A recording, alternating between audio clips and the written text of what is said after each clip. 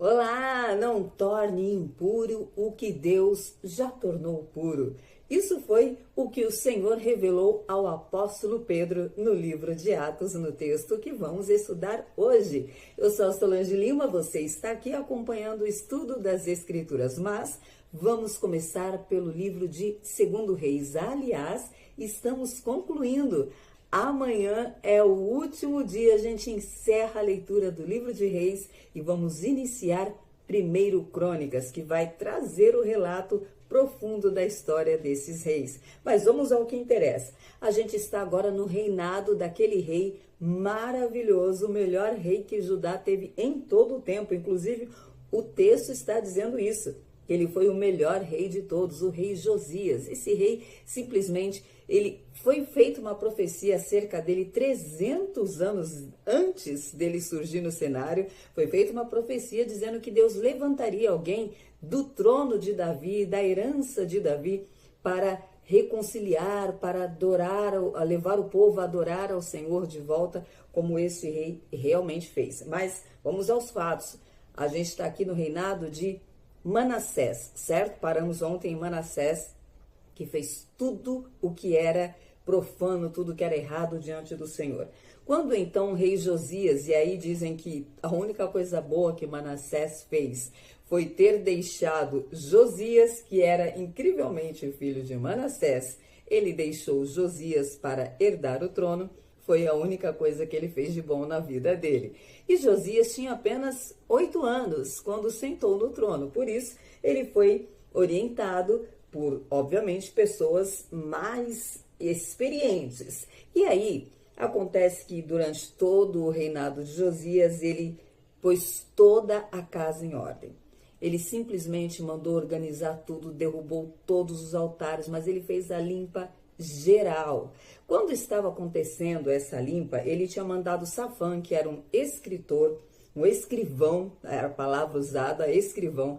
Ele mandou esse homem observar tudo que tinha que ser feito, as avarias que tinham acontecido no templo e tudo mais. Então Ilquias, que era por um acaso pai do profeta Jeremias, que vai surgir na cena, naquela ocasião já tinham 2 profetas, Sofonias e Jeremias. Inclusive, Sofonias era primo do rei Josias. Mas, vamos lá. Esse homem encontrou, veja você, as leis do Senhor. Josias já tinha um coração voltado para Deus, já tinha entendido que toda aquela adoração era errado, já estava mandando corrigir tudo aquilo. Quando, então, é encontrado este livro, o livro da lei. Acontece que ali já era um grande erro. Por quê? A lei de Moisés dizia que tinha que ter cópias espalhadas, inclusive cada rei deveria ter uma cópia da lei.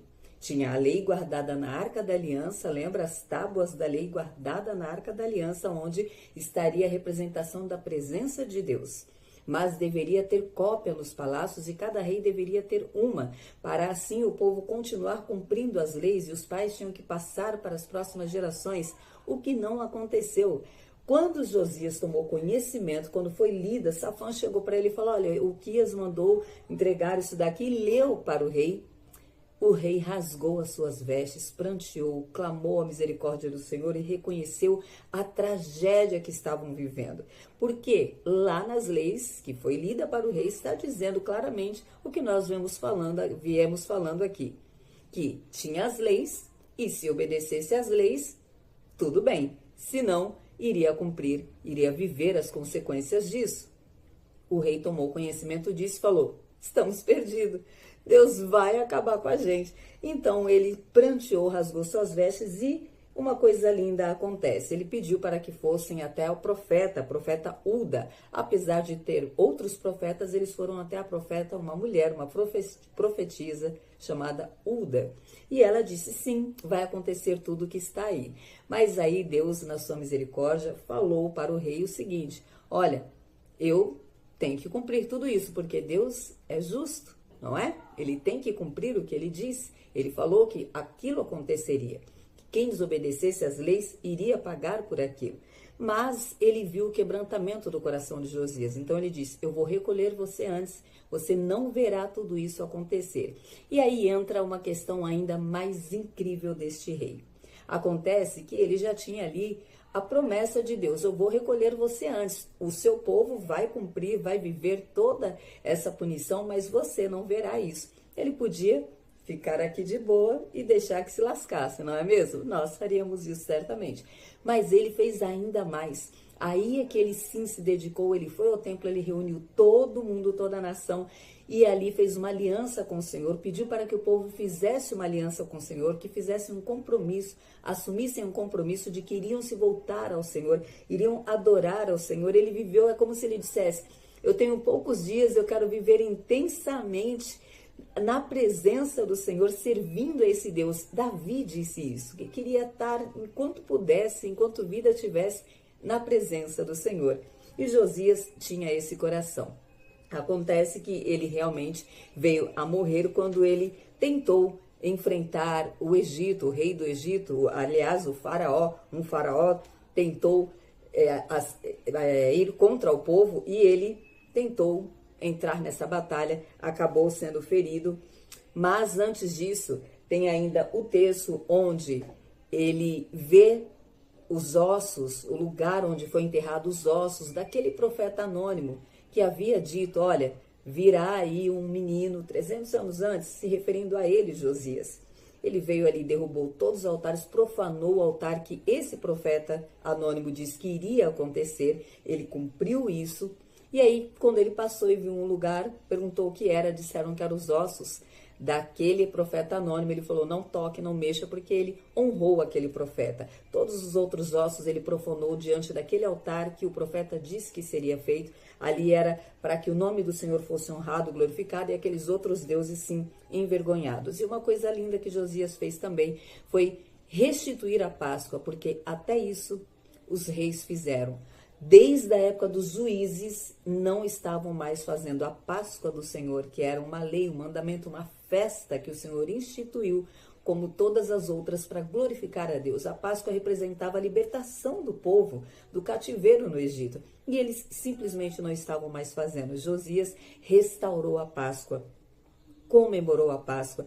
Então, depois disso, infelizmente, ele veio a falecer nesse confronto com o faraó, mas Deus havia dito que ele morreria. Então, levantou-se o filho dele, Jeoacás, e ele ficou somente 3 meses, porque o faraó pediu impostos e aprisionou aquele moço. Eles fizeram toda uma manipulação. Ele também fez o que era errado diante do Senhor, descumprindo tudo o que o pai dele fez. O pai dele foi o melhor rei de todos os tempos de Judá, mas Jeoacás não cumpriu com o pai, com as coisas que o pai fez. Então, o faraó elegeu um outro filho de Josias, Eliaquim, a quem ele mudou o nome e deu o nome de Jeoaquim. E agora a história para aqui. Jeoaquim agora está ali como rei de Judá, porém manipulado pelo faraó do Egito, que está cobrando impostos, tributos desse povo, do povo de Judá. E o rei Jeoaquim está pondo peso sobre o povo, pedindo tributos para que seja passado para o faraó.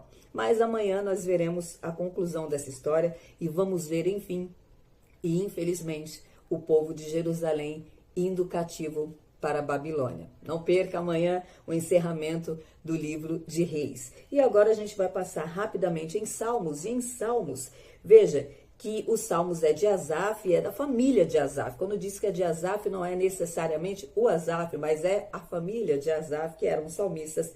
E interessante está mostrando aqui um coração cheio de compaixão pelos irmãos, porque Asaf era do Reino Sul, era lá do povo de Judá, do povo aqui da onde a gente acabou de falar, dos reis de Judá, e ele está narrando aqui as dores que o povo de Israel, do Reino Norte, está vivendo, porque estavam debaixo de prisão, estavam cativos. Então ele está clamando por esse povo.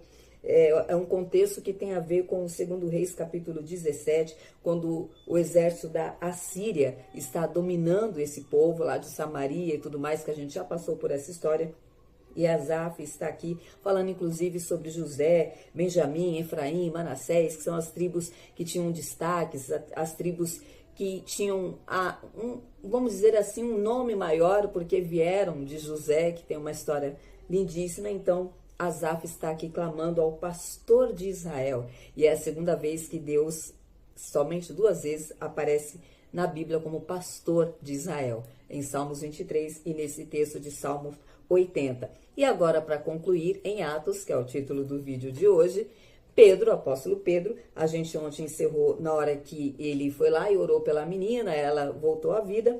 Agora o apóstolo Pedro tem uma visão, ele está na casa de um homem, ficou lá onde essa menina foi curada, ele ficou ali na casa de Simão, xará dele, e ele era um curtidor de peles, esse Simão, mas tem um centurião, enquanto isso, um centurião que cuidava das leis das militares italianas, mas ele tinha um coração que temia a Deus, que amava a Deus e fazia boas obras. Então Deus ouviu a oração deste homem e falou: olha, eu ouvi sua oração, suas boas ações chegaram diante de mim, eu vou mandar um homem até você. E o contexto, resumidamente, Deus falou com este homem Simão, dizendo: manda ir até a casa do curtidor, Simão o curtidor, e lá vai ter um homem chamado Pedro, e deu toda a descrição de tudo como ele deveria fazer. Enquanto isso, Pedro está tendo uma visão também, e Deus manda descer do céu um lençol, em visão, um lençol com alguns animais chamados impuros pelas leis de Moisés, e diz para Pedro comer. Pedro diz,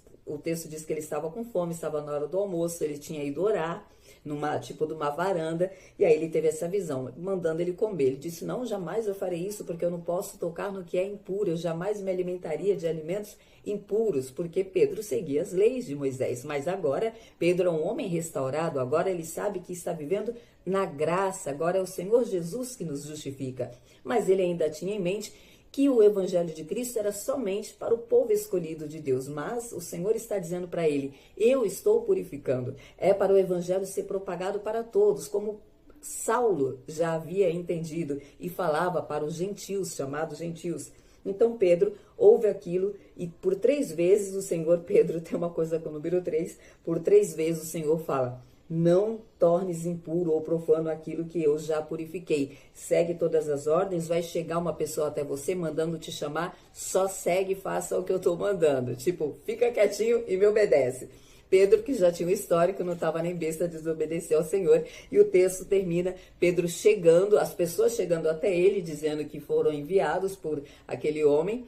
E Pedro diz: quem são vocês? O que vocês querem? Sou eu, o homem que vocês estão procurando. Eu estou indo com vocês. E Pedro partiu. Amanhã a gente vai entender o que Pedro vai fazer com essa visão que ele teve, como ele vai proceder lá na casa deste homem, desta autoridade que amava o Senhor.